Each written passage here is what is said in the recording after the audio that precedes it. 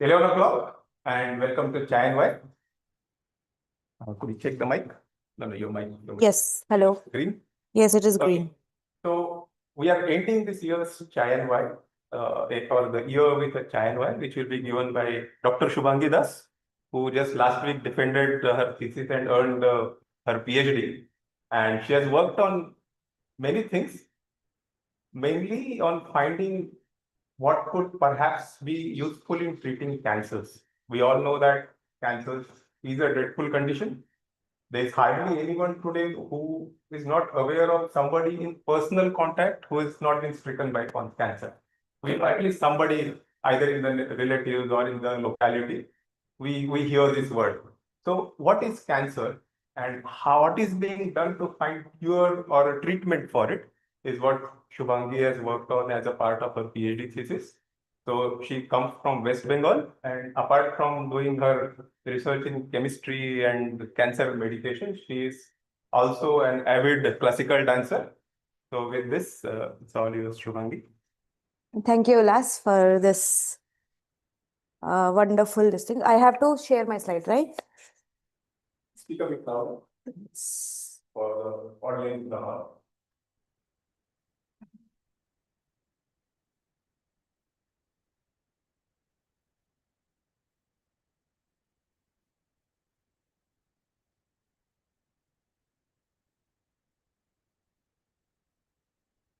We can start. I have actually. Yeah. Okay. Okay, go to next slide. Next. No, it's not coming. No, click on the screen. Okay, please give us a minute till we sort out this slight technical glitch that has come up. Not sure. Yeah.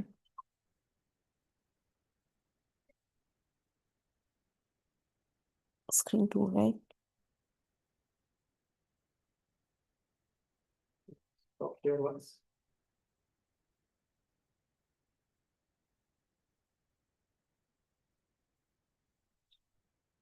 Stop here once and then reshare.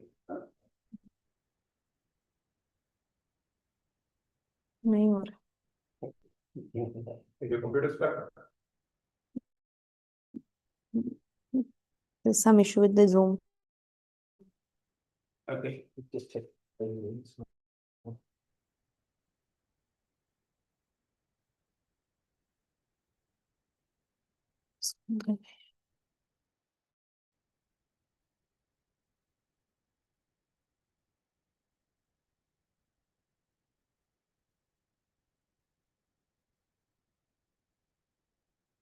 बंद कर दीजिए. Okay.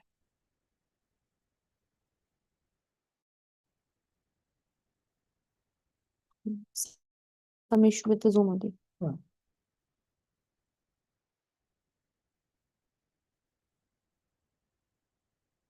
इसमें नहीं होगा.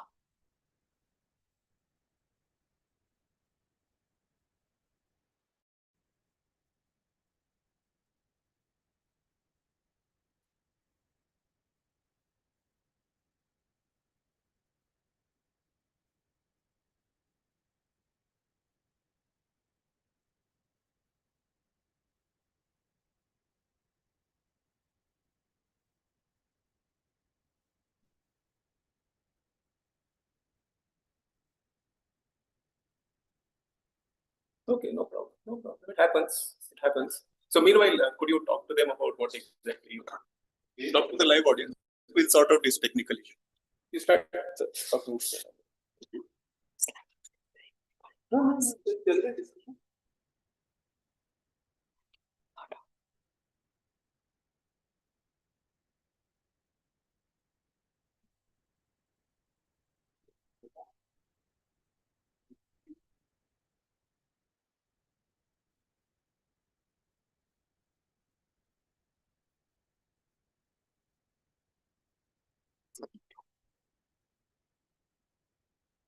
Sharing the screen.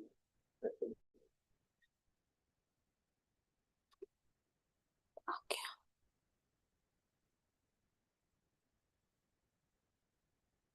मैंने तो बस ये बंद कर.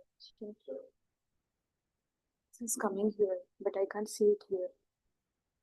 Is it there? Oh, okay, all right, no problem. So you can look at the screen. Yeah, maybe. Let's just turn it.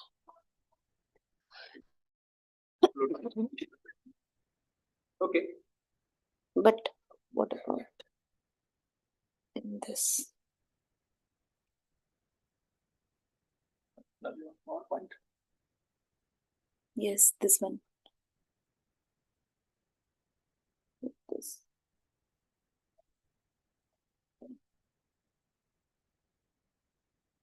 It's okay. Computer is hanging. It's not coming. No. She needs to see on her screen as well what she is talking about.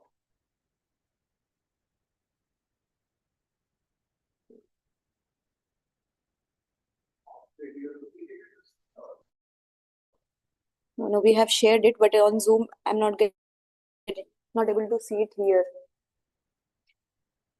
We'll sort it. No problem. But it won't.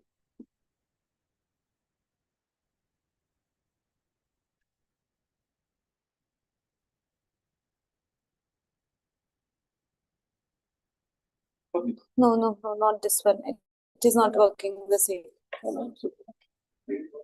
It's fine. I guess I'll go with this. Whatever is shared. Go to the next slide. No, it's not happening. Now it is connected to this. What do you see?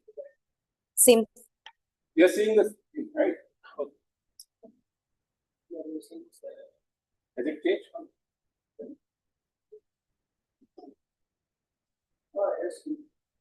It has changed. No? Okay. So let it be. ये same है. यहाँ पे नहीं दिख रहा है मुझे.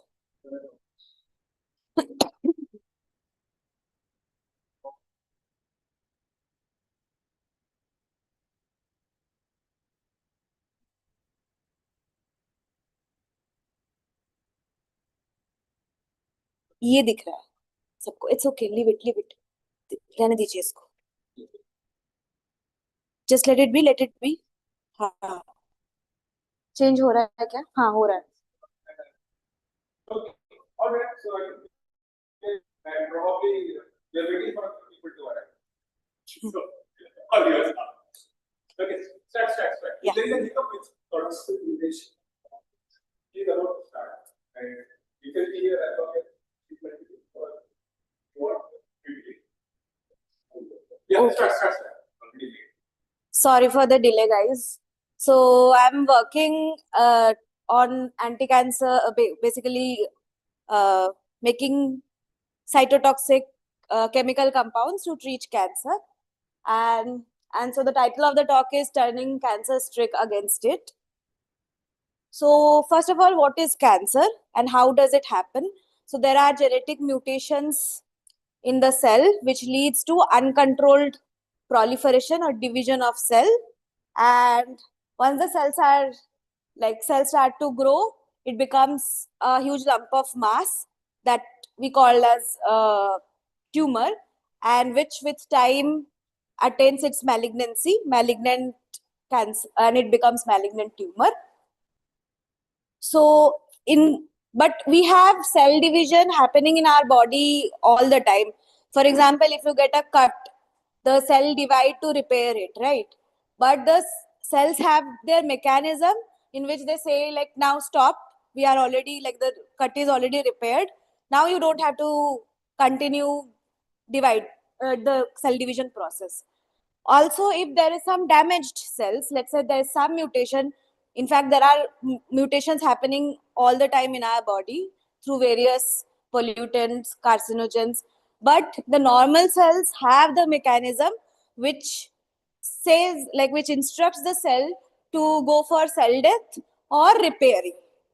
But for cancer cells, this mechanism is not present. It continuously divides and divides till it forms a huge lump of mass tumor. And there are other processes which, for example, for the malignant cells, when it becomes a huge lump of tumor, the inside the inner core of the tumor, the cells in the inner core does not get enough nutrition or oxygen because the blood vessels are outside. So the body tends to make blood vessels very fast in order to provide oxygen or nutrients to the cells in the inner core of the inner core. That process is known as angiogenesis. And angiogenesis is a process where what happens is there's a fast formation of these blood vessels from the existing blood vessels, and doing so it makes the blood vessels very leaky because जल्दी का काम शैतान का, right? तो वो जल्दी जल्दी में बनाने जाते हैं and it becomes very leaky. And what happens is that is the reason how metastasis starts to happen. Metastasis, if you know it, it actually the tumors, cancer cells travel from one organ to the other organ, and it spreads throughout the body. And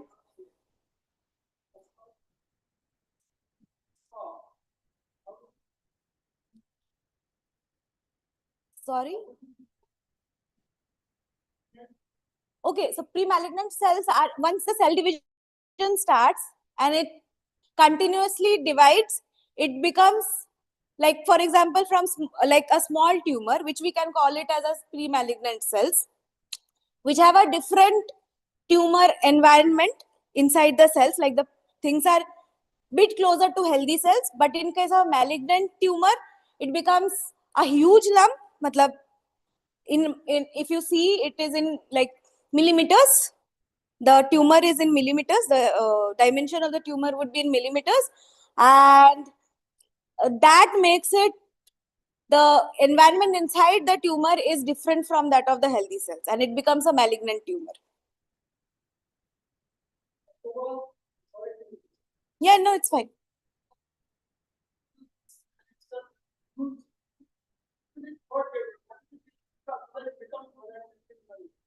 What does it?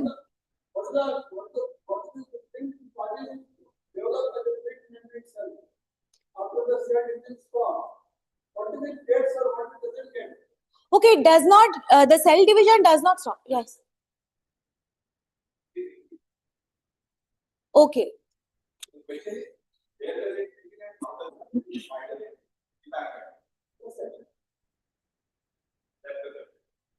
Sorry, what did you say?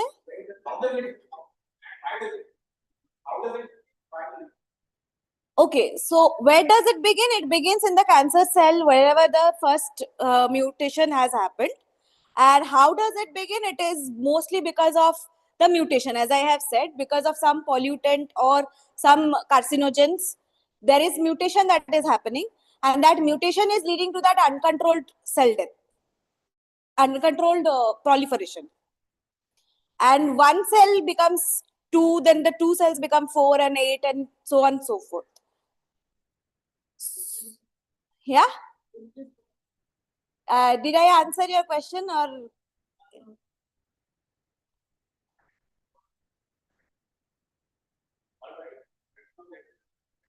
Okay. Okay.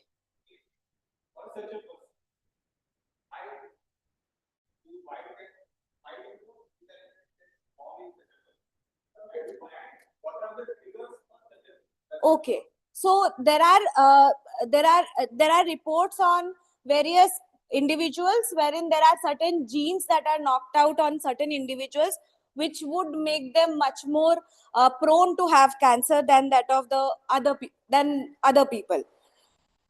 So there are various genes reported which are either increased in certain people than the rest of the people. Let's say like person X, for example, person X also smokes, person Y also smokes, but person X will get the cancer but not person Y. It's because of certain genes, like I would not like name it, like there are RAS genes and other genes which are upregulated in them, which makes the cancer uh, cancer more susceptible to that person.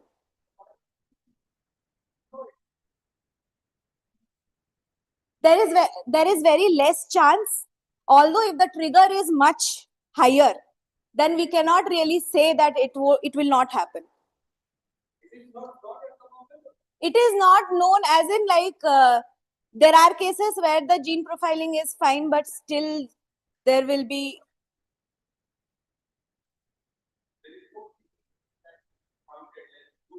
Exactly.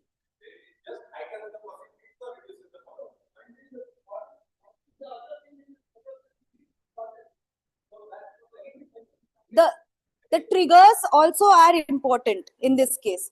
The triggers for the mutation,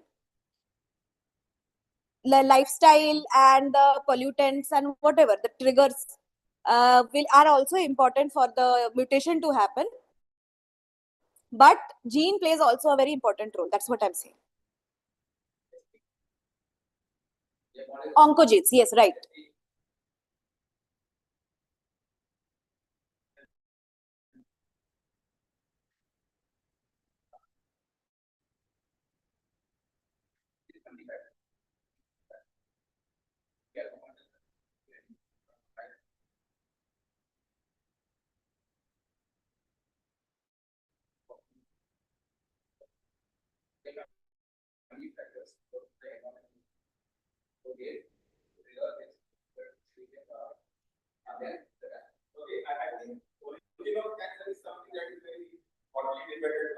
Yes.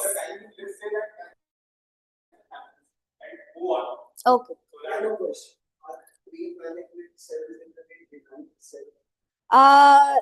Not really, because they still have in case of benign tumor, there is no possibility of further division. That is what we call as a benign tumor. But for pre-malignant cell, it all continues to divide. So that's the basic difference. Possibility is very low that if it is a benign thing, if the doctor has claimed it to be benign, then it is not going to be malignant, because it has lost its property of this infinite times of cell division.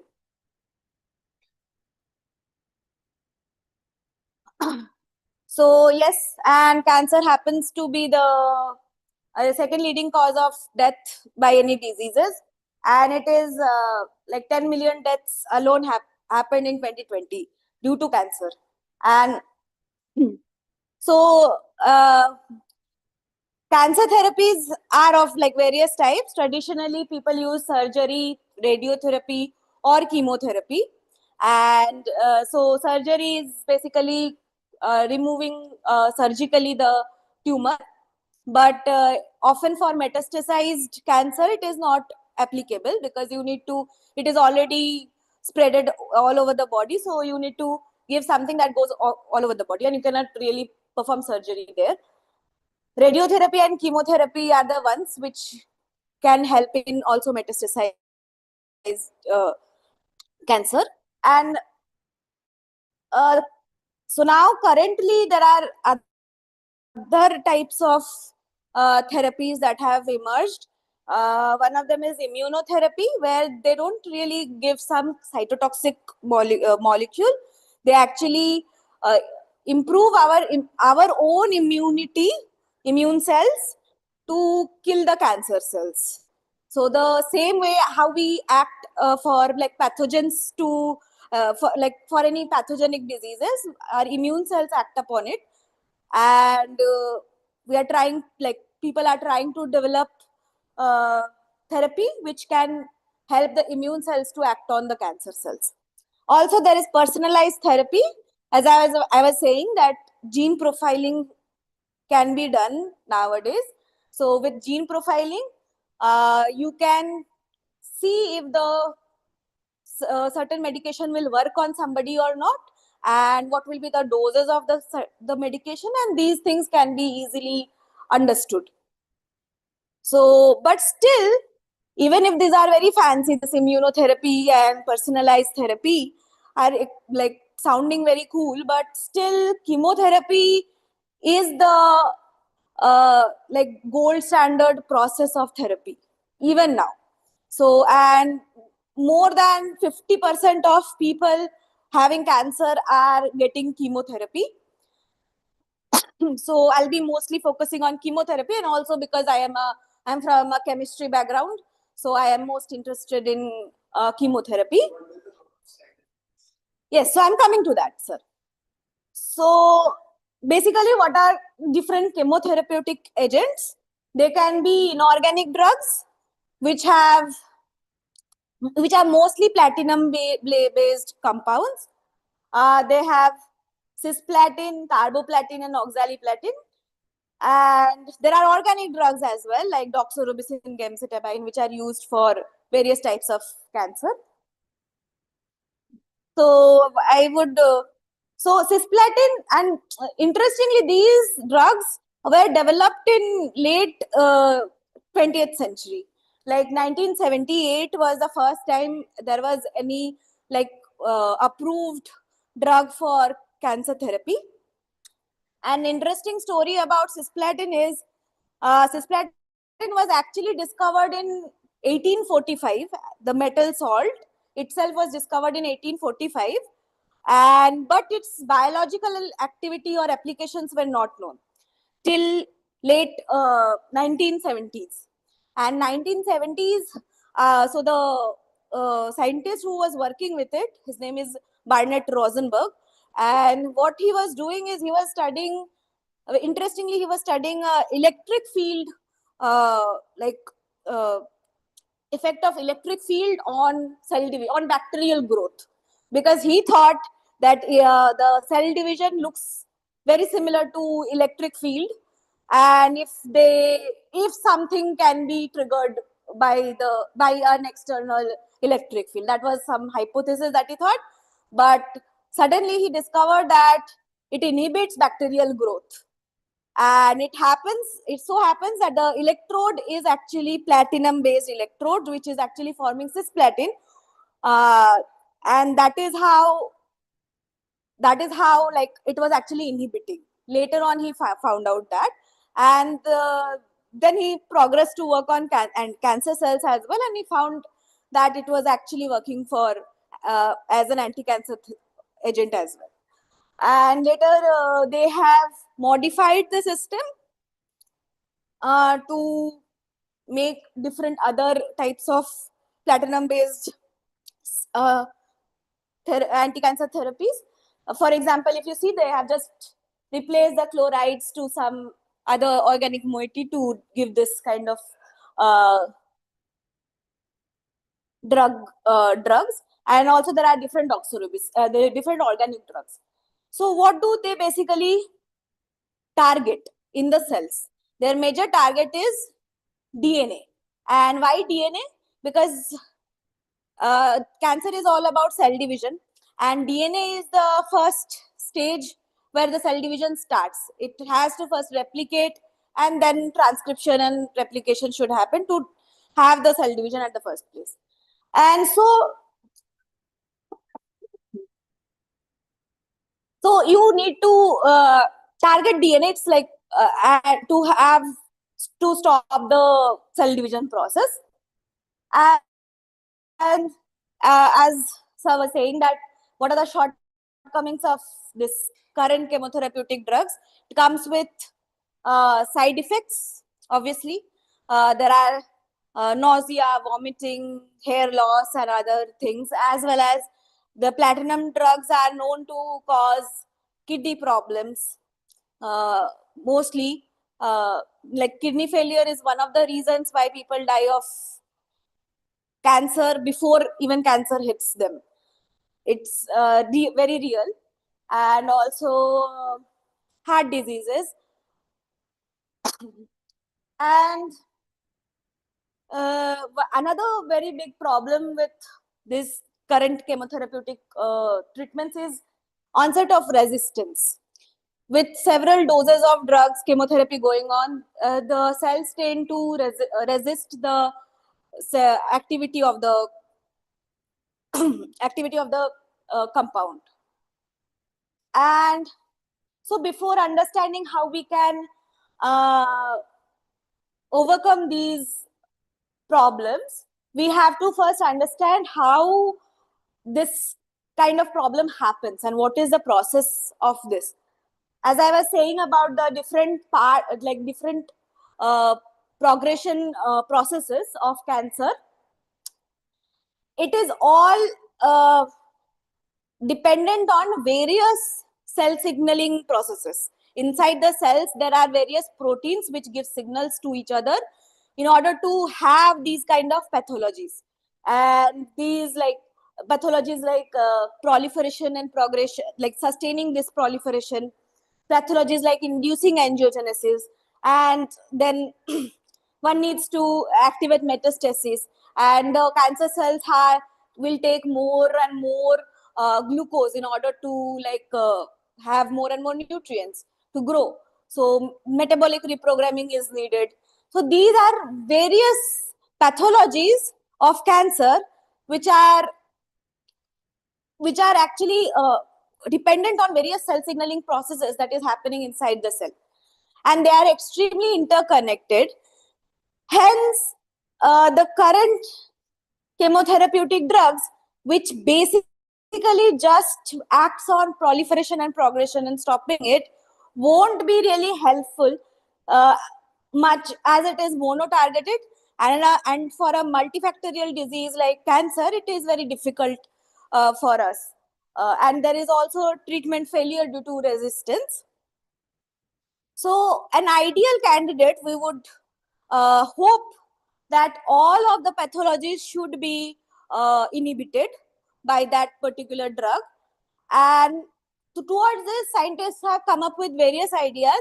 One of them being combination therapy, where they use more than two or more drugs in a mixture, in a cocktail, uh, where they can actually inhibit two or more the merrier, and two or more pathologies, and optimizing this. But the very difficult part about this combination therapy is optimizing the doses of this is extremely difficult, because and also you have to consider the person, the individual whom you are treating, the drugs that you are treating, and also you have to consider about drug interaction and lot many things in order to do in order to have this combination therapy in work. And also you have to understand the pharmacodynamics. That means like where the compound is going, and if it is if it is going exactly to the tumor, all the molecules that we are giving to the patient should go to the tumor, and ensuring these many factors is really difficult and is challenging. So to somewhat overcome that, people have come up with hybrid drugs, wherein they take two different drugs and they chemically make a bond between the two using certain linker. And for example, here I am just showing a drug called deoxynitromycin and quinazoline. Don't go by this difficult names. And they basically target certain proteins which are responsible in the pathologies of the cancer, and they kind of inhibit it. They are inhibitors of these proteins, and it stops two or more kind of this pathology of cancer. But if you see, these drugs have to go and bind to the protein in order to do its action. If it releases from the protein again becomes active, right? Yeah. Yes.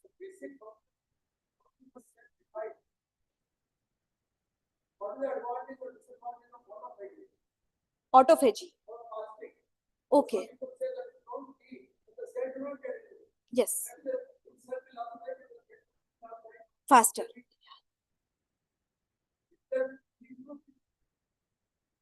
Yes, you are absolutely correct. Autophagy is a type of cell death, which is which like healthy cells also perform autophagy, but cancer cells do it more because it needs more nutrients because of its fast growth. So there is a chance that, in fact, there are studies on low glucose diet helps cancer cells, cancer patients to live longer.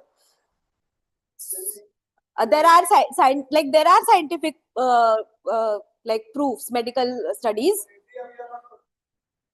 India में I don't really know about वो practice में है कि नहीं है, but there are studies on it, but still it's a debatable thing कि actually में होता है या नहीं होता है.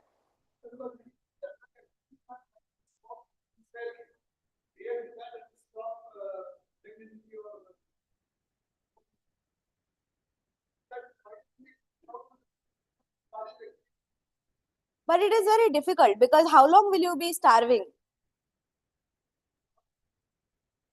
No, but you see, the thing is, when you give any food, the cancer cells will anyway take it faster than the normal cells because वो सबसे ज्यादा जल्दी ग्रो कर रहा है. बॉडी थिंक्स उसको सबसे ज्यादा चाहिए, वो दे देगा खाना जितना भी न्यूट्रिशन मिल रहा है.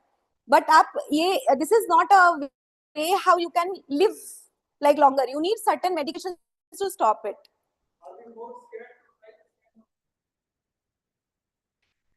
I don't know. I cannot comment. I'm not a medical personnel. So, yeah.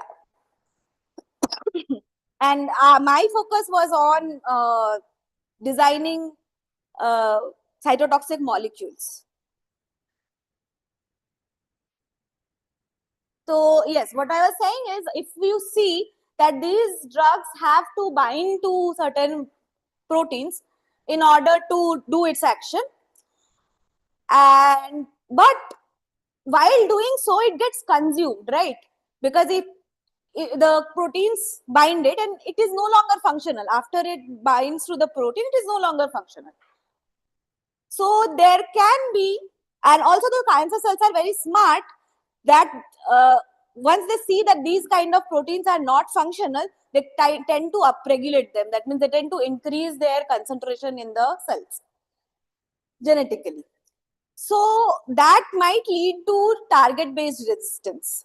So it can, so what we can do, if we can do it catalytically, the same things, if we can do it catalytically, and as you know, a catalyst is a molecule which does not get consumed during the process, right?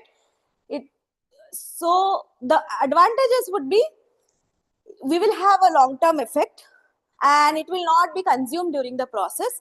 And since catalysts in a chemical reaction, catalysts are required in a very small quantity.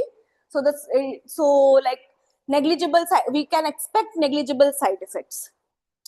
And also less metabolites formation because you need a very small quantity of compounds. So an ideal multi-targeted catalytic drug would ideally stop all the pathologies. And how do we do that? So if you look at the cell signaling processes, all the cell signaling processes are highly modulated by something called redox homeostasis. So जैसे अपने body में heat जो हमारा temperature है 37.5 degree Celsius, वो same रहता है चाहे बाहर कितनी गर्मी हो कितनी सर्दी हो, हमारे body it maintains its, that is called homeostasis, thermal homeostasis.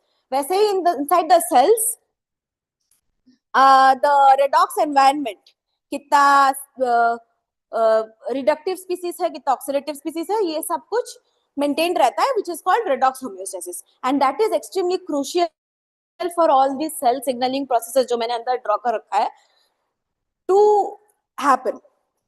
And if we can somehow disbalance this redox homeostasis, we can think of disbalancing all the cell signaling processes, hence cutting down all the pathologies.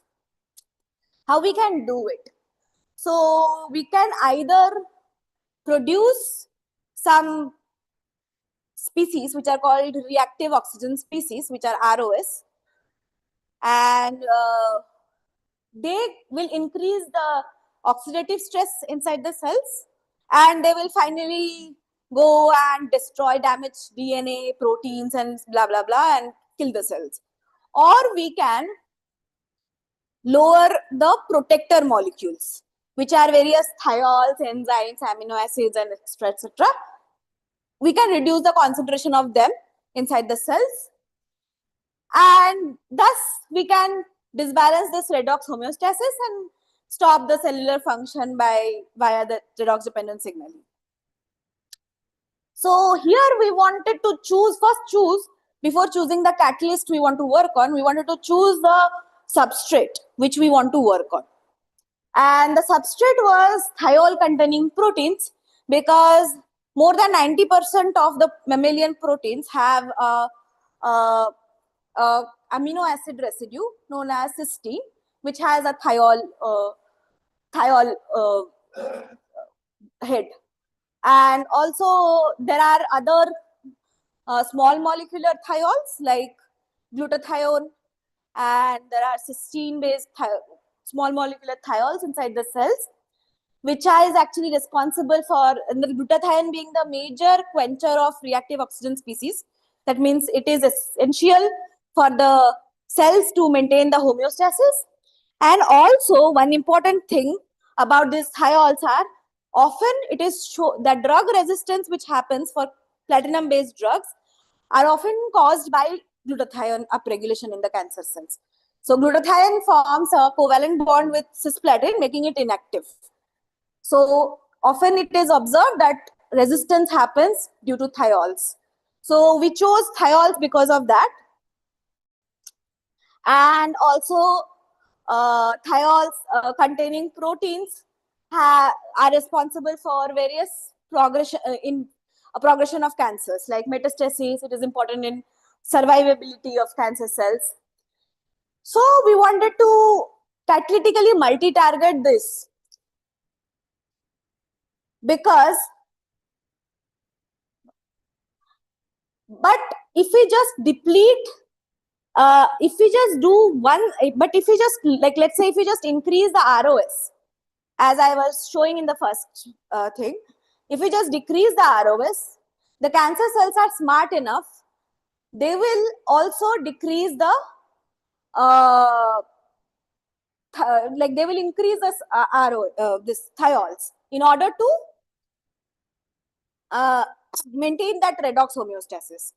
Similarly, if we deplete the thiols, the cancer cells will come and deplete the reactive oxygen species, and hence, but if we can do both simultaneously, both depletion of thiols and upregulation of reactive oxygen species, we can essentially like expect this cancer cell to die. And so this is a kind of a summarized picture of what I am trying to do. Is I'm trying to oxidize glutathione. Let's take it as a model for any biothiols, using a catalyst with inherently present oxidant, which is H2O2. Let's say, like, H2O2 is something which is already present in our body. So what catalyst should we choose? So there are various reports on various types of catalysts for doing the oxidation of thiols. For example, there are this silica supported iron oxide, or there are this porphyrin based cobalt or manganese molecule. There are molecules like DAD, which is a organic molecule. But what should we choose for this? We have to be very clever while choosing the catalyst, because we need to think of various other parameters, because we want to do it inside the cells, not just in a cuvette or in a round bottom flask. So apart from this catalytic efficiency, we need to think whether the molecule that we are designing will go inside the cells or not. Also, we need to check for its localization. That means in which compartment of the cells it is going. Is it matching with our choice of substrate or not? So all these parameters we have to think, and we have to design while designing the catalyst.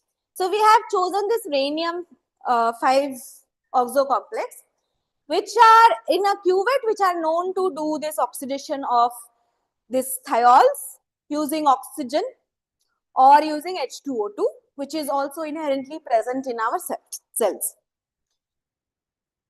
And we also need to see if these catalysts are stable in biological media, wherever it is going, in the cellular media. So then we went forward, and once we have designed this, we went forward to synthesize multiple types of this rhenium 5-oxo species, and we do it in order to make a big library of compounds, so that from where we can just select one or two which are performing the best. Because tuning the electronic environment of the complex changes everything about it. It changes its localization, it changes its catalytic efficiency and other things as well.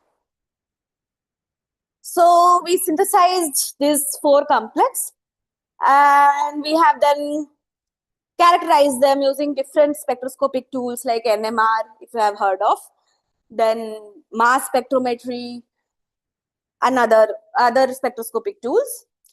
And unfortunately, one of our compounds were not stable in the biological media. So this also happens in research. It's not always happy and nice.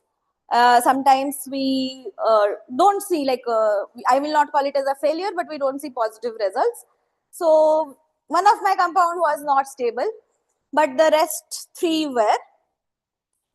So I went forward with the 3 of them.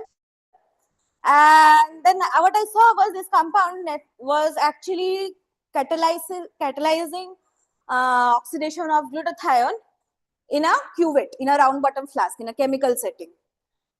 And then I want to see if it's okay, it's doing this catalysis of oxidation, whether it is producing this bad molecules, which I called as ROS. And I definitely saw upregulation of ROS production. So this is a dye which can detect, let's say, ROS, because it fluoresces in presence of ROS. So there was production of ROS, which what I saw. And so I could see that it was catalytically efficient in the cell-free cells settings. But what about what about its efficiency inside the cancer cells? But first, we need to check its stability. So it was very stable, and it was also cell permeable. It was going inside the cells. And now, since it was going inside the cells, the question is, where is it going? And is it matching with the choice of our substrate, which is glutathione in this case? So we saw that the compound is indeed going to cytoplasm, and glutathione pool is maximum in cytoplasm. So it would be an ideal candidate to look for the oxidation of glutathione, because it is also going in the same place where most glutathione is present. So, so now if the glutathione is getting converted to GSSG, which is the oxidized state of glutathione, by the way, so we would expect the glutathione to reduce and GSSG to increase. So GSH by GSSG will decrease, right? This is simple. So we have observed that relative glutathione by GSSG ratio to decrease with our compound, but cisplatin being a platinum DNA binder, it won't do the same, because it is not acting the same way my compound is. So I have taken it as a negative control, and this is what I have seen, that this is my compound is indeed lowering this GSH level, unlike cisplatin. Yes. So still now we have seen inside the cells, we were able to deplete the good molecules, which is glutathione, but did we also increase the bad molecules, which is the ROS, reactive oxygen species? So yes, indeed, the same experiment which I have done in the cuvette, where the molecule was fluorescing. The same experiment was done inside the cells, and we have seen that with time, my compound was giving more and more ROS, because you are seeing here the green light is less, with time you see the green fluorescent being more and more visible. So now we can say that these two things together can actually lead to selective cell death. And why is that? I will show you as a cartoon graph. So let's say so first of all, the inherently healthy cells have lesser amount of ROS than cancer cells. So let's say this is the amount of ROS that healthy cells have, right? So if healthy cells are treated with certain ROS inducing agent, it will increase till this much. Let's say this is the ROS levels that the inducer is inducing, whatever compound that we are treating. Cancer cells inherently are having higher level of ROS, and if it like the cancer cells are treated with ROS inducing agent, it will increase till this. And also the death threshold for healthy cells is much higher than that of for the cancer cells, as cancer cells are already having very much stress in life, so it tends to die also faster. So this is a death threshold for cancer cells. And if we lower the good molecules along with increasing the bad molecules, we can shift the death threshold to we can decrease the death threshold, because the quencher of the ROS is now gone because we have depleted it. So now with dual targeting, that means lowering the good molecules as well as increasing the ROS, we can actually reach the redefined we reach the death threshold. But for healthy cells, we still cannot reach the death threshold, as you can see. So we expect some sort of selectivity towards cancer cells than leaving us the healthy cells protected. So I indeed did check the anti-cancer profile, and this is a very known assay that we do, which is called as an MTT assay, and wherein we check how much percentage of cells are alive with different concentrations of my compound. So what I have seen, I have taken two cells, one healthy cell and one cancer cells. And I have seen indeed the healthy cells require much more dosage of my compounds to die than in cancer cells. Cancer cells take much lesser dosage to die. For example, like if you see, this is the graph. If you see for this concentration, let's say it's somewhere around 0.6. So if in this graph, this concentration, 50% of cancer cells are dead, right? But if you extrapolate, only about 82 to 3% of healthy cells are dead. Alive. 82 83% are alive. So this is a viability graph. So we can very well say that my compound can kill the cancer cells, having the healthy cells protected. And so we wanted to also see if we can take it little further with within a 3D tumor spheroid. It's a model for actual tumors. So here we can actually mimic a lot of microenvironment that is present inside the tumor. And I have seen my compound was indeed performing in the same capacity of cisplatin at a much lower dosage. So cisplatin was treated in 10 micromolar, wherein my compound was treated in just 1 micromolar, and it was performing almost the same. So that is kind of a beauty that a catalytic drug might provide.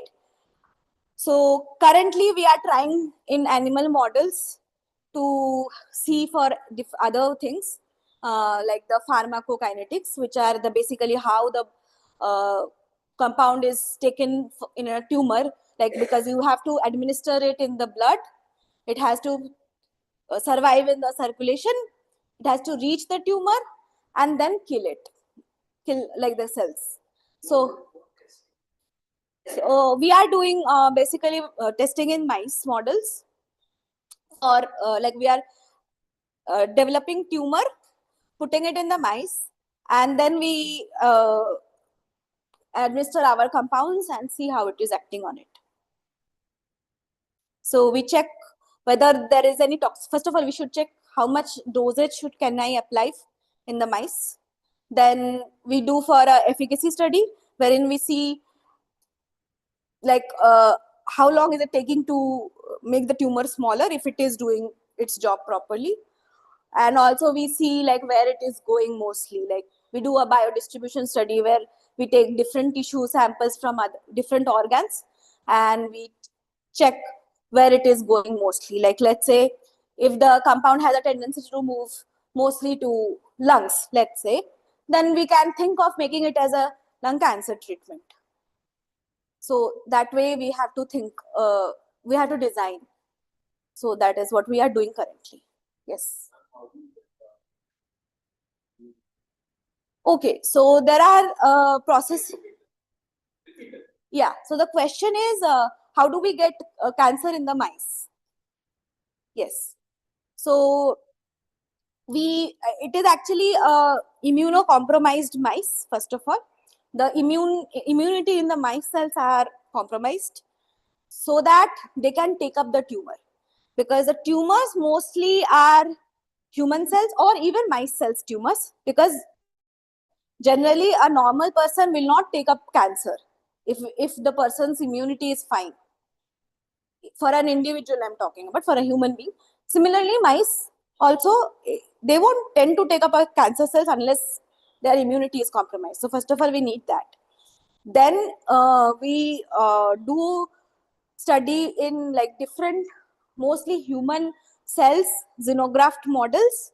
Basically, let's say in simple words, like human cells ka tumor, we put it in the mice, and the mice being immunocompromised, it accepts it.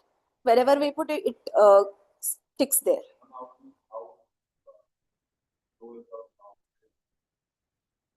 Oh, so there are certain genes that should be knocked out in the mice. So you get the strains of different strains of mice.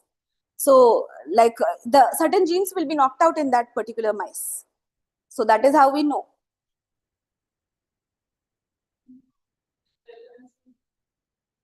Oh, so we use various cell lines. The graph that I have shown for the selectivity, it was between A549 and MRC5. A549 is actually a lung cancer adenocarcinoma cells, and MRC5 is a healthy lung fibroblast. So that's how we know that if it is going actually to the cancer cells or not. No, no, no. I'm just saying it's an example. We have checked it in other cancer cells as well. As of now, we because we have done it in cellular models. So as of now, I don't know if it is really targeting any uh, particular organ or not. It is throughout various organs, because I have studied for cervical, ovarian, lung, uh, then breast cancer, even triple negative breast cancer cells. It is if equally effective. So yeah.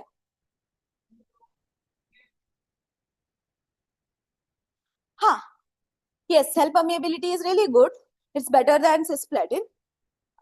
Yeah, because of mostly, like, that is my hypothesis, because it's a very kind of with the various organic moiety, which makes it more lipophilic, if you know the term. Yes, so it goes through the lipid layer very easily compared to cisplatin. Yeah, as I have answered, if it's there are different strains of mice, and in certain strains there are certain genes which are knocked out, which makes it. Yes, they are produced for the purpose. It's not a random mice that we take it in the lab. Yes, so that is what we are doing, and this is my lab group. This is my PI and all other lab members. So I would like to acknowledge them because they are the ones with whom I'm working all day. And thank you.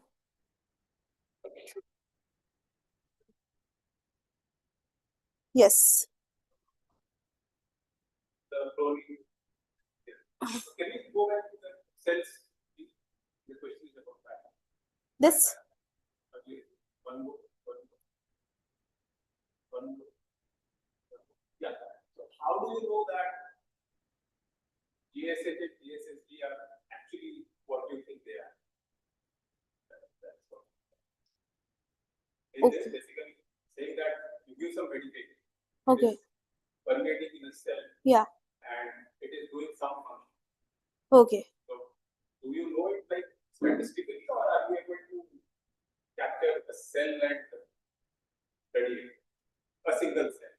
Yes. So what we do is we basically probe glutathione and GSSG separately of a particular, say, the same cell lysis, because we cannot take just a single cell and obtain the concentration. We have to have a certain number of cells, mostly in millions, like 1 million cells. And there we quantify the amount of GSH and we quantify the amount of GSSG for an untreated cell samples, for a treated cell samples. And that's how we get it. We get these results. So this is average value. This is average value with standard deviations, as you can see. I think that's all about understanding. So Yes. Okay, so you want to see the molecule is this. This is a molecule that I'm looking. It's a small molecular drug. We work on mostly small molecular drugs. Yes. okay, so just for the online audience, the next January will happen on the 4th of January at the theater.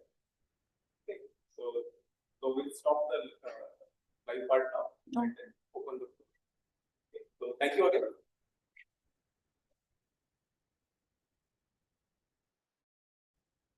You can ask me. Yes. How to reduce